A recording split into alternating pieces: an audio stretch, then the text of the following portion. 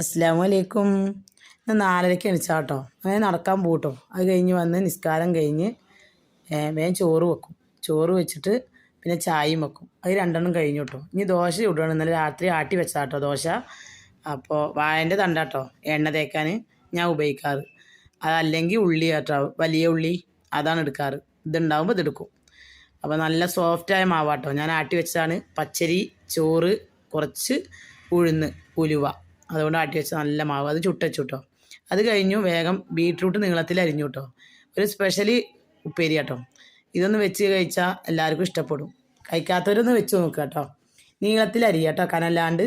എന്നിട്ട് കടുക് ഒരു പാന് വെക്കുക കേട്ടോ. അങ്ങോട്ട് വെളിച്ചെണ്ണ ഒഴിക്കുക, ലേശം കടുക് ഇടുക, ലേശം കറിവേപ്പില ഇടുക. അത് നന്നായി പൊട്ടിയതിന് ശേഷം പച്ചമുളകും തേങ്ങയും കൂടി ചതച്ചെടുക്കുക. നല്ല അരയരുത് കേട്ടോ, ഒന്ന് ചതച്ചെടുക്കുക. എന്നിട്ട് അത് വിട്ടിട്ട് അതിൻ്റെ പച്ചമണം മാറണ വരെ വഴറ്റുക. മണം പോയതിന് ശേഷം ഈ ബീട്രൂട്ടിനെ അതിലോട്ട് ഇടുക. കഴുകി അരിഞ്ഞു വെച്ചതാട്ടോ.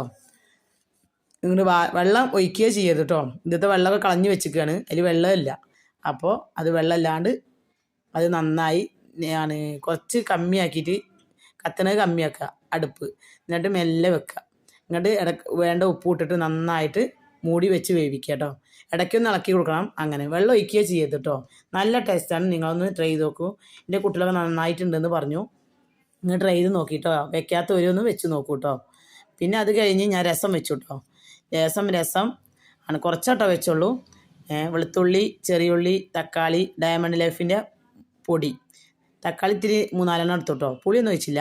അങ്ങനെ രസമായി, ചോറുമായി, ഉപ്പേരിയായി. ദോശ ചൂടാറാ പാത്രത്തിൽ വെച്ചിട്ടുണ്ട് കേട്ടോ. തക്കാളി ചമ്മന്തി ഉണ്ട്, ചട്നി ഉണ്ട് കേട്ടോ. ഇന്നത്തെ വീഡിയോ എത്രയേ ഉള്ളൂ കേട്ടോ. ഇനി നല്ല വീഡിയോ ആയിട്ട് വീണ്ടും വരാം ഇൻഷാ അല്ലാ.